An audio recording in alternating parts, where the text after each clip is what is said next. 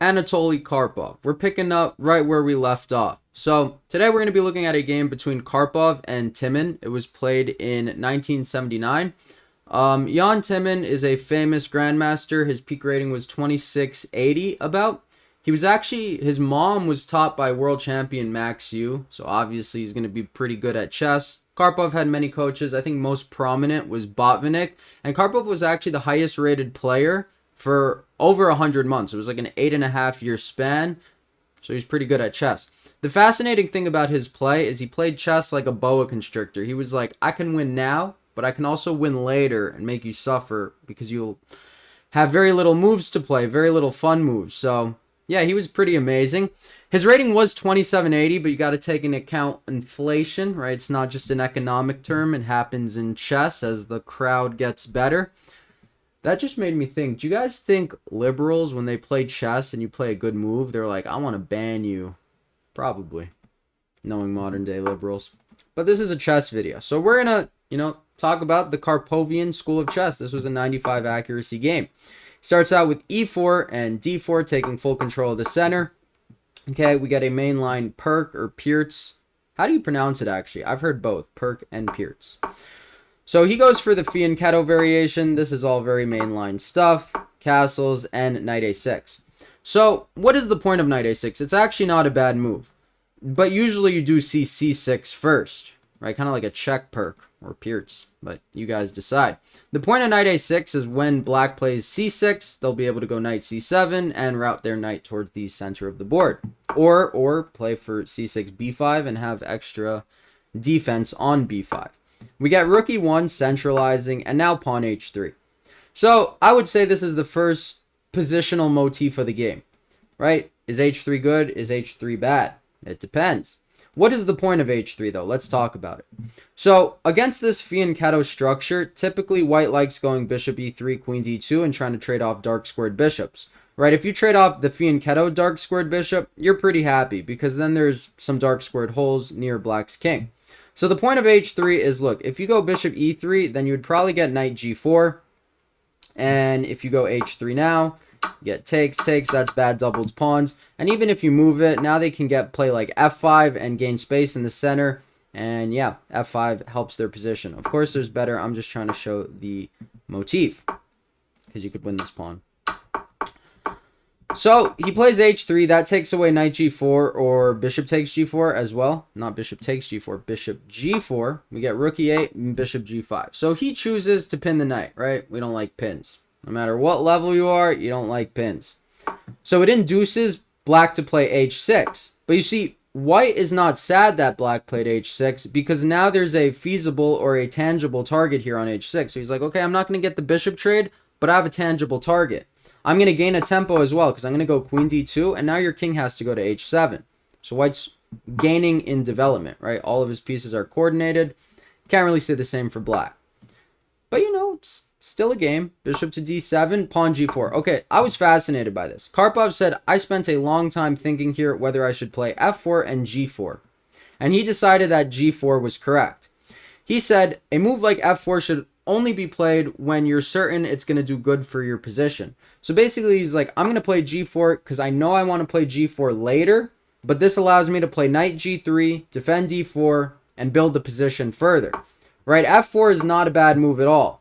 But like, let's say you start trading pieces in the center, and then black is going to get active counterplay, right? Like queen c1, knight d7 type of stuff. So he's like, okay, f4 is not winning right away, so I'm not going to play it right away. I'll just play it later and build my attack further. So pawn to g4, rook to d8, and knight to g3. Look at that. Bishop to c8. Timman is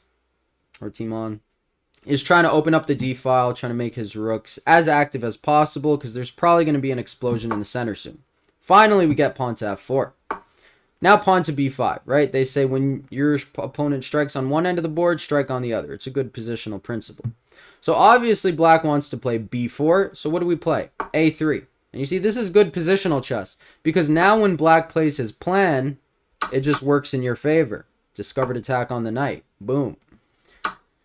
Pawn takes, we get knight takes. You could take with the bishop also, but then, sorry, my phone just went off. Let me silence that. That might be annoying. You could take with the bishop, then they're going to go c5. See, the argument for taking with the knight is if they go c5, now you have knight b5, and then you improve a piece rather than maintain a piece's strength. Positional thinking. Knight takes d4, we get pawn to a5, and now pawn c3 kicking back the knight. Okay, so now what does black want to do?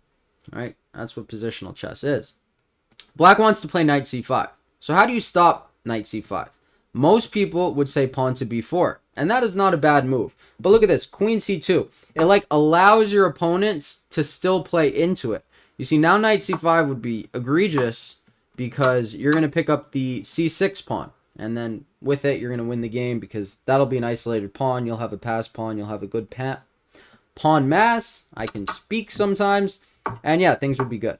So queen c2 is a kind of a swift way of stopping knight c5. It's like a little deeper than just b4. Oh, knight can't move to c5. I'm guarding b4, right? It's a high level thinking. Classy guy.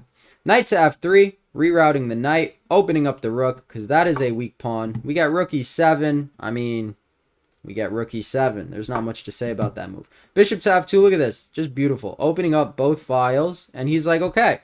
Like, I mean, guaranteed Tal would play f5 or g5, and I love that type of chess. Right, so the two types of chess are, my opponent is uncoordinated, I'm coordinated, so let me strike.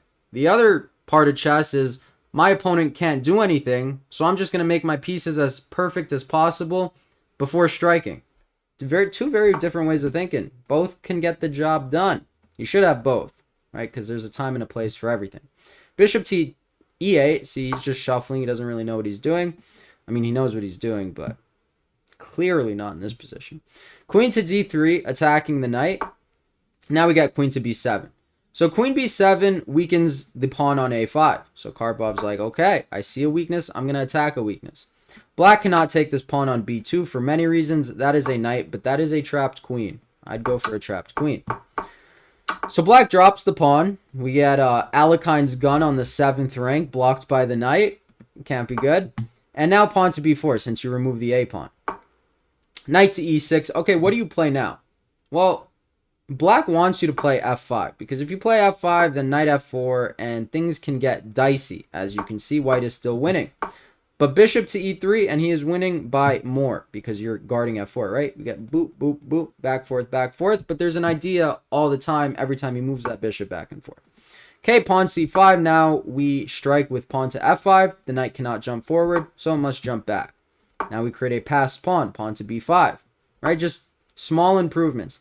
King h8, there's really no plan for black, and then we get bishop back to f2, trying to strike for e5 later on. Right, that could potentially be the nail in the coffin. Queen c7, okay, getting out of the way of a discovered attack, hitting the rook just slides to a4.